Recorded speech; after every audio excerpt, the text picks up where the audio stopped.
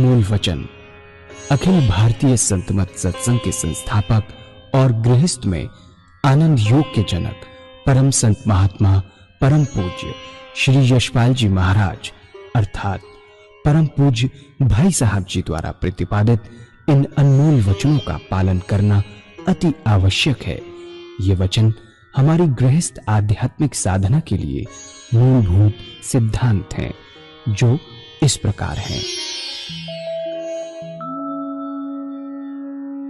हम दुनिया की हर चीज की कीमत आंकते हैं, अपने मानव जीवन की कीमत भी जाने व परमात्मा की प्राप्ति हेतु साधना करें। मनुष्य योनि एक उपहार है, इसीलिए परमात्मा को धन्यवाद देते हुए आधा घंटा प्रातःकाल, आधा घंटा सायंकाल पूजा अवश्य करें। सत्संग, सतनाम व सद्गुरु को प्राथमिकता देते हुए इसी के आधार पर ध्यान योगाभ्यास अवश्य करें व गृहस्थ के कार्यों को परमात्मा का कार्य समझकर उसी की याद में संपन्न करें। हर समय ये ध्यान रहे कि गुरु कृपा द्वारा परमात्मा की पवित्र सत्ता का हमारी आत्मा में वास है, अतः मन में निरंतर अपने इष्ट देव का जाप करें। मान सम्मान की इच्छा ना करें व अपमान से दुखी ना हो। परमात्मा के अतिरिक्त किसी और का भय ना करें। दूसरों की बुराई न करें, न सुने, सत्य व मधुर बोलें, अश्लील शब्द मुंह से ना निकालें, सभी से नम्रतापूर्ण व सुंदर व्यवहार करें। धर्म पत्नी के अतिरिक्त अपने से बड़ी से माता जैसा, बराबर की से बहन जैसा व छोटी से पुत्री जैसा व्यवहार करें। सांसारिक जीवन यापन की आवश्यकताएं अंतहीन है, इसलिए अधिक से अधिक समय सत्संग में व धन परोपकार में खर्च करें। याद रखें, न स्त्री माया है, न धन दौलत, न ही परिवार। माया वह है जो हृदय को परमात्मा से दूर हटा दे। अतः निरंतर सत्संग और सद्गुरु की शरण में रहने का प्रयास करें। भोजन अपने इष्ट को अर्पण कर प्रसाद रूप में परमात्मा की याद में करें। रात्रि में सोने से पहले अच्छे बुरे कार्यों का आत्मनिरीक्षण कर उसका समुचित पश्चाताप करते हुए ध्यान करें व प्रभु की गहरी याद में ही विश्राम करें। परमात्मा तू ही है, तेरी इच्छा पूर्ण हो।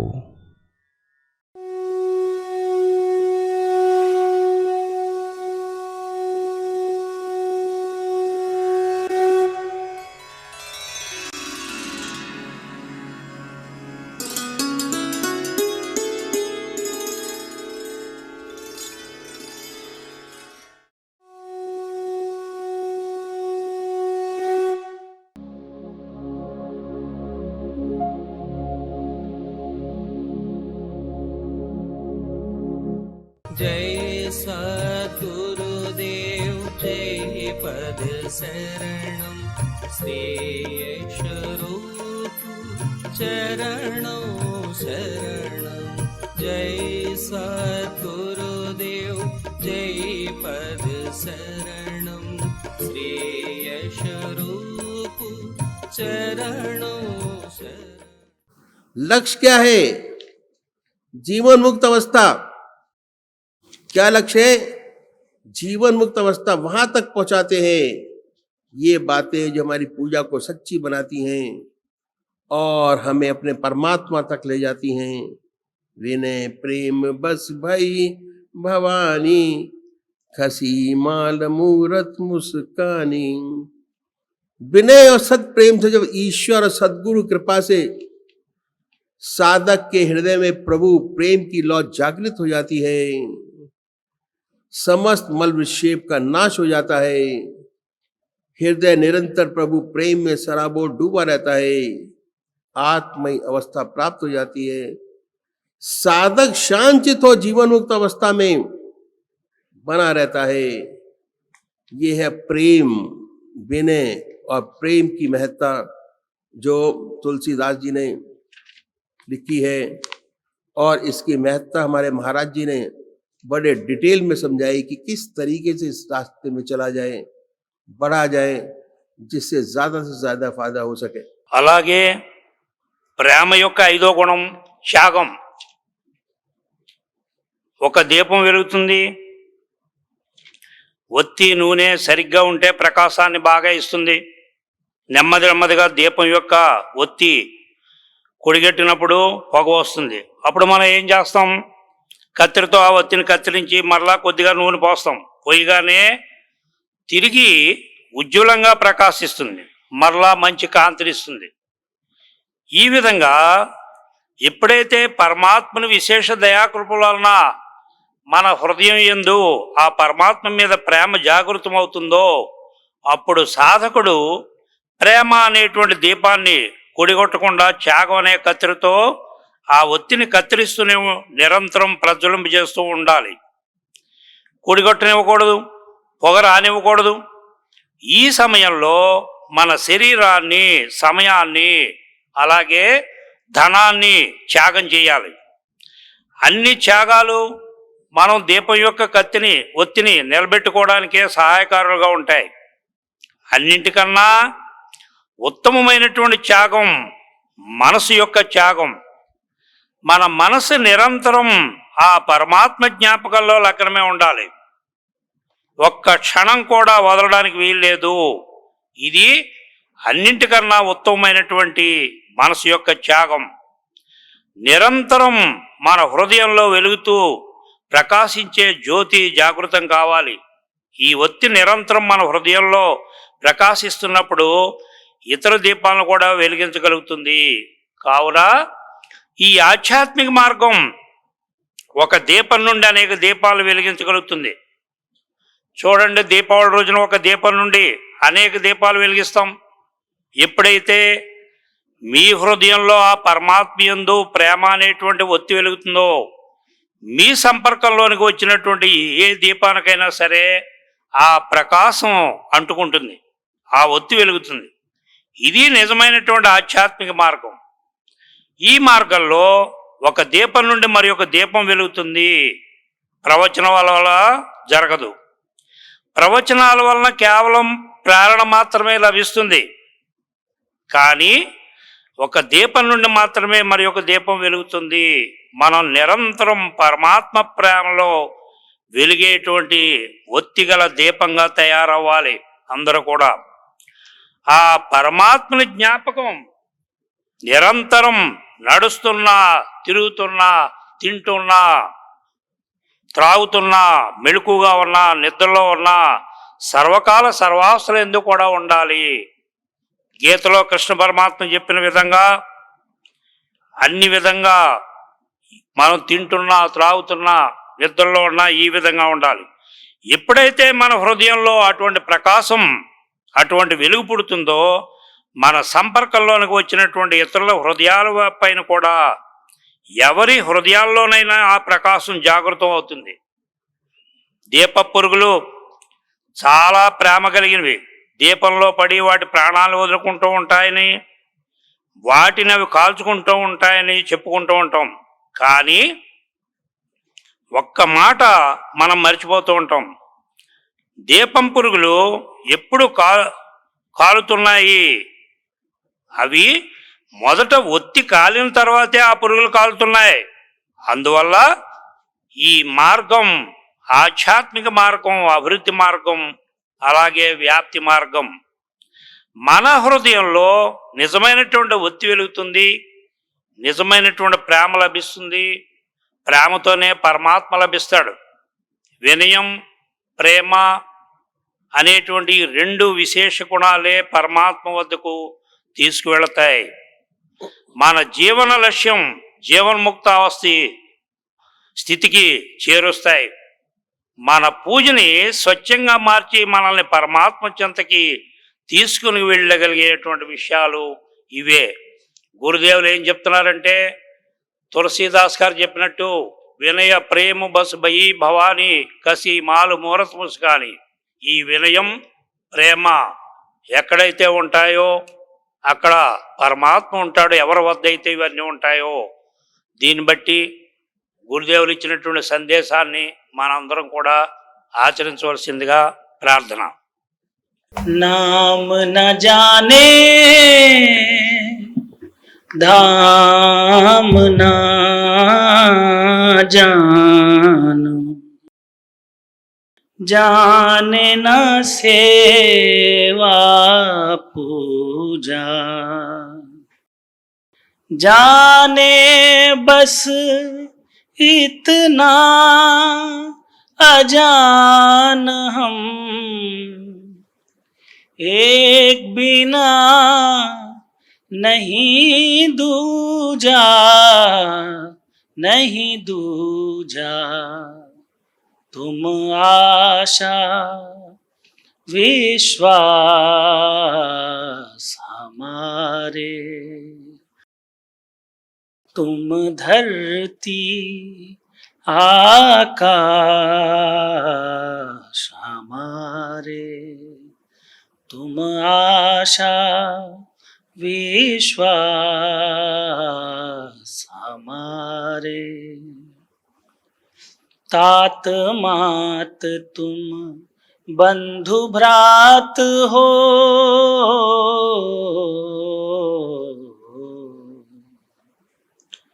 दिवस रात्रि संध्या प्रभात हो, तात मात तुम बंधु भ्रात हो,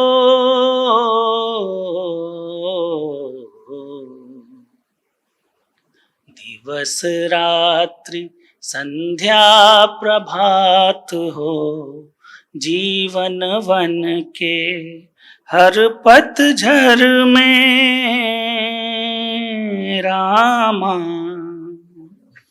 तुम ही ज्योति प्रकाश हमारे रामा, तुम आशा विश्वास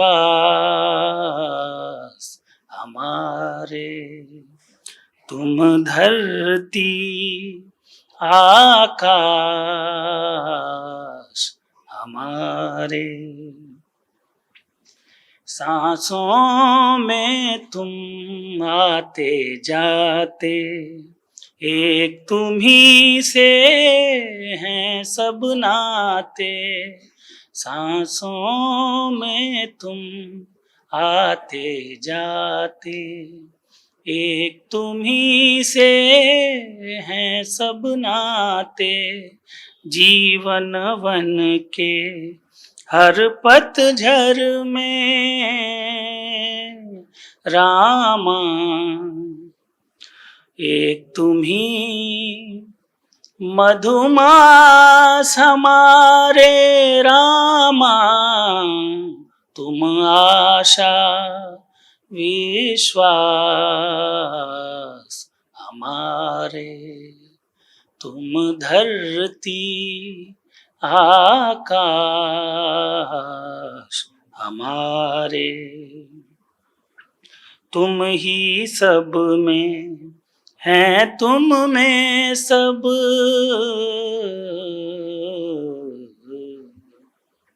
तुम ही भव हो तुम ही रब, अश्रु हमारी आँखों में तुम रामा, तुम होठों पर हास हमारे रामा, तुम आशा विश्वास हमारे, तुम धरती आकाश हमारे, तात मात तुम बंधु भ्रात हो,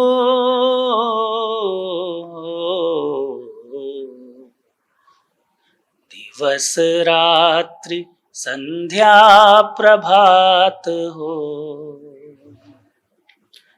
तात मात तुम बंधु भ्रात हो,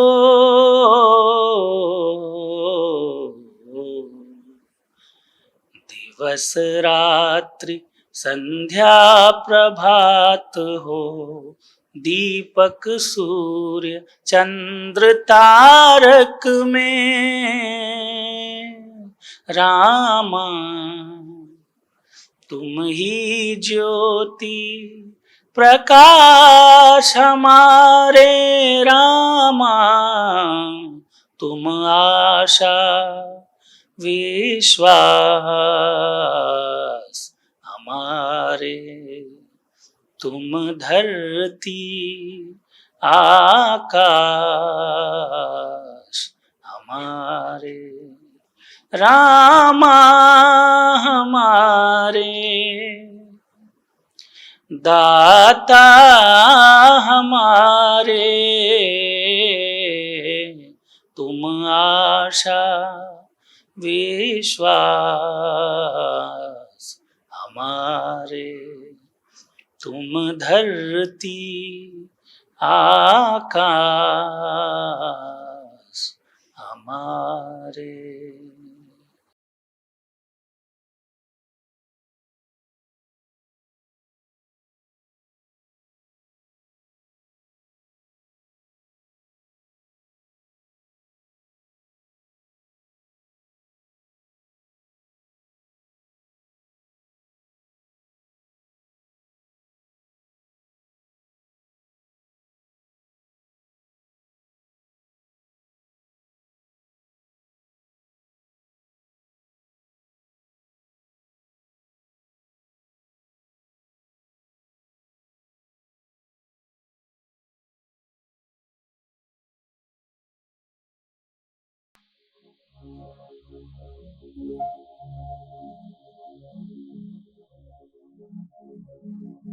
पूज माता और बंधुओं, अब एक भजन होगा।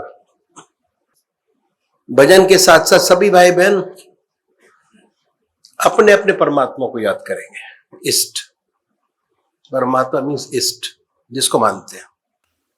दो प्रकार के भक्त हमारे सामने बैठे हुए हैं, एक साकार पुजारी और दूसरे निराकार। कैसे करें, कैसे किया जाए?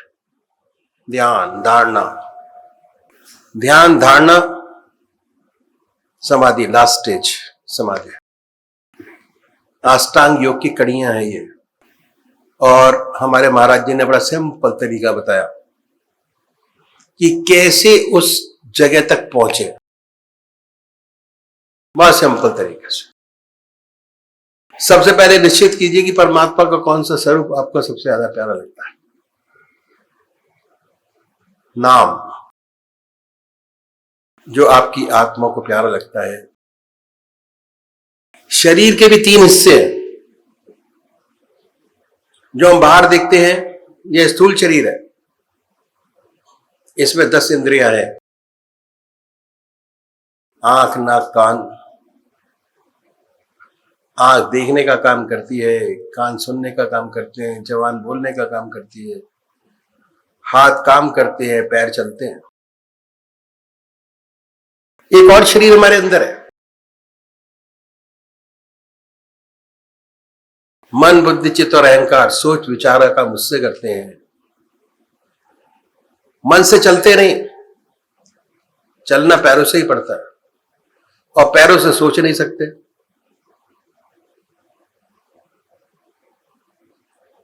तो परमात्मा ने दो चीजें हमारे सामने रखी है, और तीसरी हमारी आत्मा। आत्मा निकल गई तो दोनों शरीर बेकार हो गए। आत्मा निकली, दोनों शरीर बेकार हुए। जिस शरीर को इतना प्यार करते हैं, इतनी सेवा करते हैं, आत्मा निकली, सब कुछ खत्म हो जाता है। तो अपनी आत्मा से पूछिए कि परमात्मा की कौन सी मूर्त आपको सबसे ज्यादा प्यारी लगती है। उसी को मानिए, एक उसी को जानिए, उसी को आराधिए, उसी की पूजा करिए। ऐसा नहीं कि आज आप राम की पूजा करें, करकश की, परसों मां की, उसके बाद देवी की, शनिदेव भी आ गए। 33 करोड़ देवी देवता है, किस किस को पूजेंगे। अपना आराध्य उनको मानिए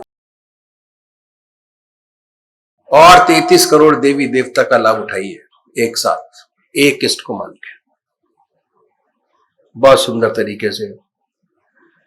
तो ये हमने निश्चित कर लिया। उसके बाद बड़े प्यार से पूजा के स्थान पर जाएं।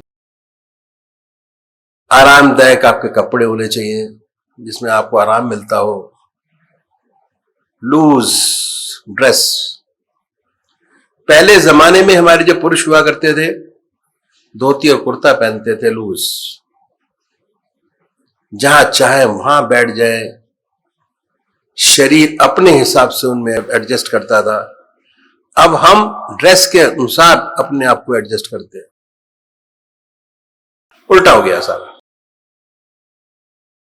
बड़े प्यार से बैठे, धूप दीप जलाएं। उसके बाद ये महसूस कीजिए कि हमारा इष्ट शरीर हमारे सामने विद्यमान है, बाय थॉट, ख्याल से। अब मूर्त पे नहीं है। जब तक आपने चूज किया तब तक वो इष्ट आपकी मूर्त में था, मूर्ति में। और जब आपने चूज कर लिया, साक्षात आपके सामने विराजमान है, बना है अपने सामने। बड़ी बड़ी आंखें हैं, गोल चेहरा है, जटाएं हैं, सर्पों की माला है। इतने प्यार से उसको निहारिए, सामने निहारिए, निहारते जाइए।